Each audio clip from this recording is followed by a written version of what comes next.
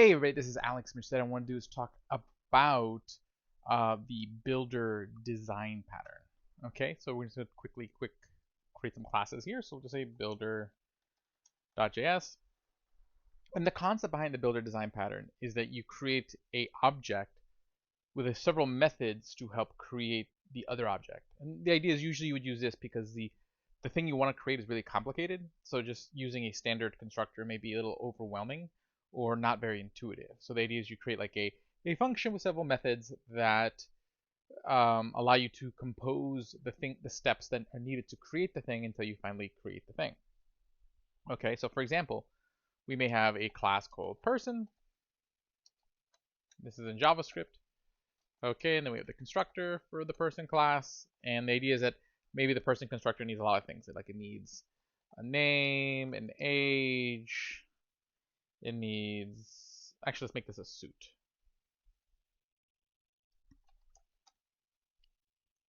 Okay. So we need, we need a color of the suit. We need a number of buttons on the suit, number of pockets on the suit. Okay. Number of vents on the back of the suit. And, is there a vest? So will it be a three-piece suit? Okay, so we need all these details. Okay, and honestly, like, this is still simple enough an object that I probably wouldn't use the builder pattern, because, like, this isn't too bad. This dot buttons equals buttons. This dot pockets equals pockets. And then this dot vents equals vents. And this dot vest equals vest. Cool. Okay, but if I were to create like a builder for this class, so we could say, class suit builder.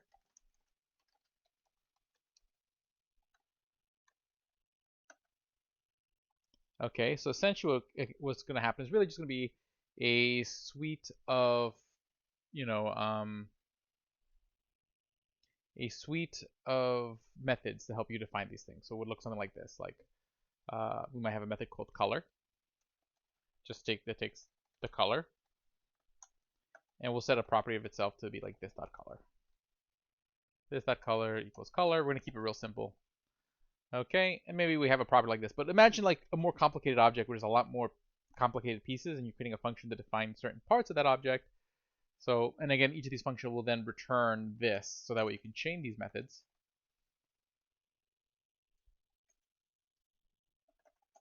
Okay, so again, returning this allows you to just chain off of it because you're getting the same object back. So in this case, now we're doing buttons.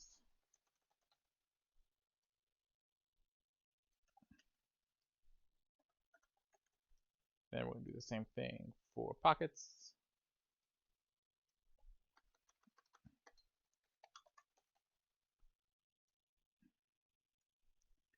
Okay, then for vents.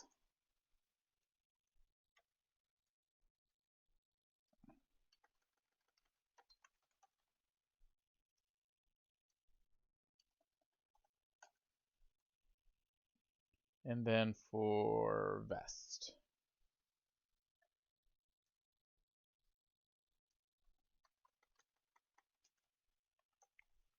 Okay, so then I have all these methods to kind of build out the different pieces, and then at the end we have a method like build, okay, which then, will build the suit. So all this will do is it'll return a new suit and then pass in all the stuff that we built over the other methods. So this dot color, this dot color, this dot buttons, this dot pockets, this dot vents, and this dot vest. Okay, and then that's essentially what this will do. Okay, so we'll say, hey, const my new suit equals, we create a new builder. So we create a new suit builder. And then from that new suit builder, we're going to chain off all the methods. So we're going to say, hey, we're going to choose a color. So it's going to be a red suit.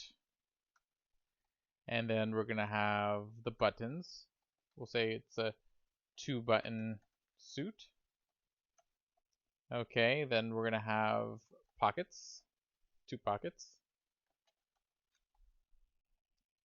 Then dot vents, single vent, so it'll have 1 vent. And then yes, we will have a vest with a jacket.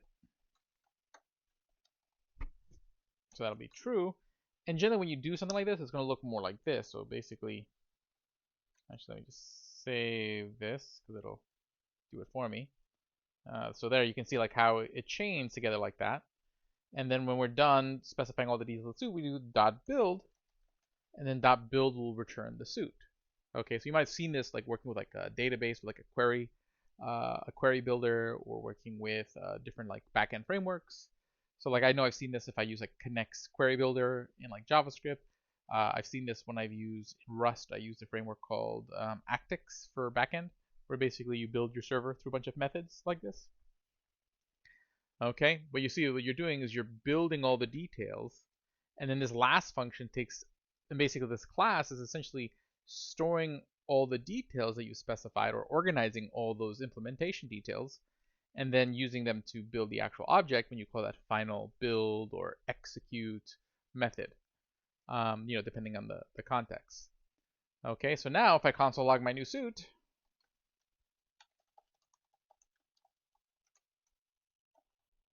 okay, let's see if do I get a suit with all the details I expected.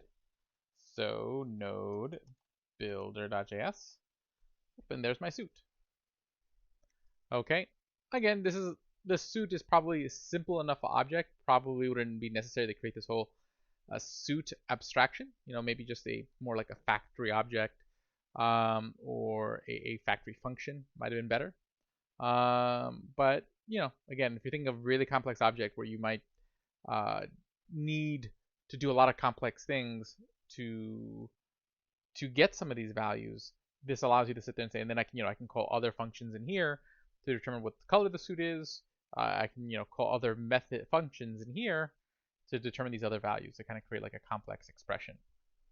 But the idea is that when I look at this, it makes it really visibly easy to understand what's going on. We're creating a suit. I'm specifying what the color, the buttons, the pockets, the vents, the vest are, and at the end I am building it, and that's going to return me my new suit. And you get something that kind of looks like this, and it's just a way just to make working with assembling an object much easier, because you have these methods, so you can isolate the different aspects of building that object more abstractly, and then you say, hey, once I got everything kind of configured, assemble the thing for me. So hopefully you guys enjoyed that. My name is Alex Merced from AlexMercedCoder.dev. Do make sure to subscribe to the YouTube channel and hit that like button. I'll see you all later.